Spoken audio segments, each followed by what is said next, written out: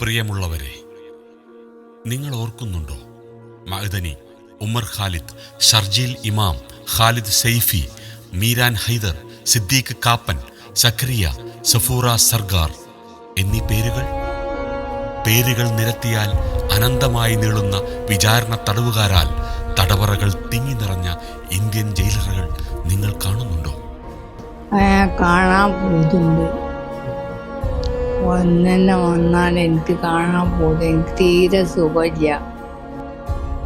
1332 Indian ജയിലുകളിൽ 3,89,000 വിചാരണ തടവുകാർ വിധിയുടെ പ്രതീക്ഷയിൽ സ്വകുടുംബങ്ങളെ അണയാൻ കാത്തിരിക്കുകയാണ്.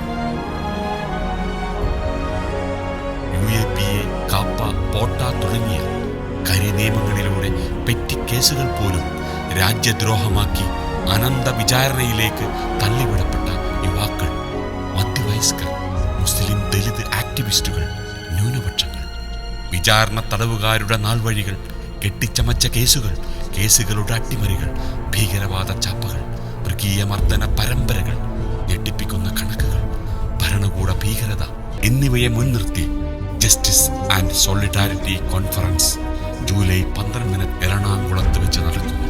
എക്സിബിഷൻ, ചർച്ചകൾ, സംവാദങ്ങൾ, സാംസ്കാരിക, സാമൂഹിക, രാഷ്ട്രീയ അപഗ്രഥനം എന്നിവയിൽ പങ്കെടുക്കുവാൻ ഏവരെയും സഹർഷം സ്വാഗതം ചെയ്യുന്നു.